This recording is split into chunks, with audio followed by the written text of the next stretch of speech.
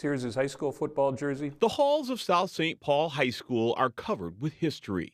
Among the smiling faces from days gone by is a former standout who holds a unique claim to fame. Honestly, I had no idea that Stan was responsible for the draft. Dakota County Commissioner Joe Atkins says Stan Kosta earned 16 varsity letters in football, baseball, track, and wrestling, as well as sang in the Glee Club and was the president of his class. Atkins says the son of Polish immigrants graduated in 1931, but he would soon make his mark on the football field and beyond. He's just one of these great guys, great teammate, great leader. Everybody loves Stan.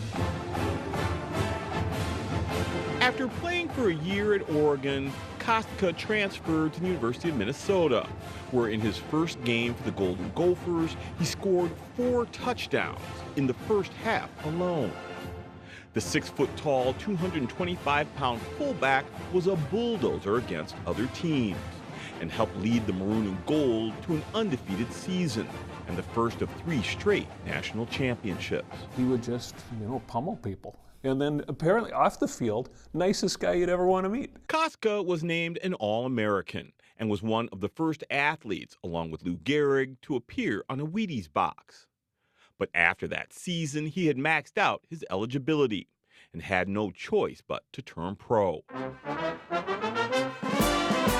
All 9 teams in the NFL wanted his services, and the competition sparked a bidding war where Kosta would pit one team against another to get a better offer.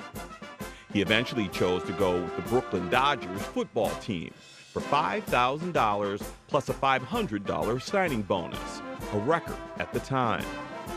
But the other owners were so upset they lost out on signing him, they created the NFL draft the following year, so the best players wouldn't just go to the highest bidders. He signed the largest contract in professional football history. The problem with that, though, was that it kind of irritated some of the owners who were not used to being in that kind of position. So then a year later, they decided they didn't want to go through that again, and they created this new thing called the NFL draft. This is a picture of my father when he was in the pros. Ken Kosta says his dad's big paycheck didn't go over well with his Dodger teammates, some of whom earned as little as $50 a game. Kosta struggled with injuries throughout the season and called it quits after only playing in the NFL for a year. Lo and behold, people would miss their blocks. I happen to think that it must have been on purpose, Sometimes when they're down and being tackled, they're throwing dirt in his face.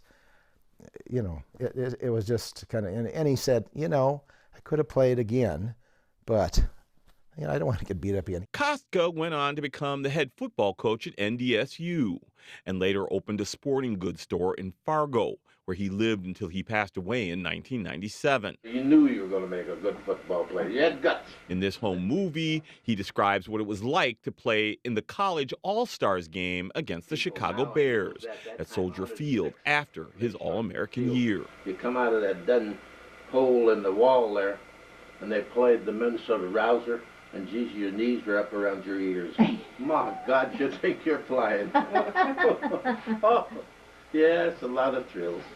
A lot of thrills. But Ken Kosta says his dad never really talked about his accomplishments or his role in starting the draft. Is that true? I did. That's all. What's that all about? K-Fans Dan Barrero says Kosta was ahead of his time when it came to negotiating his deal with the NFL, and he's surprised his story isn't more widely known, especially in his home state. The idea here that we could find something where we think there's nothing else left to learn about the National Football League, the fact that there was this story right in our backyard as well, it's terrific. Mr. Stan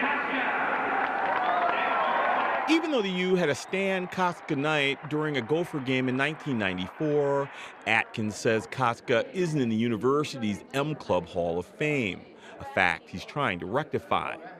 He's also working to have the former location of Kosta's childhood home in Inner Grove Heights included on a new Heroes and Heritage Trail loop in Dakota County. That's how you judge a community, and the character of a community is who do you choose to honor. you choose to honor people who are great leaders, great teammates, people who stand up for the little guy, and that's Stan Kosta. The reason that NFL draft is happening is because from a kid right here in Inver Grove who went to South St. Paul High School and one of my Gophers. So that's pretty neat. For Maury's story, Maury Glover, Fox 9.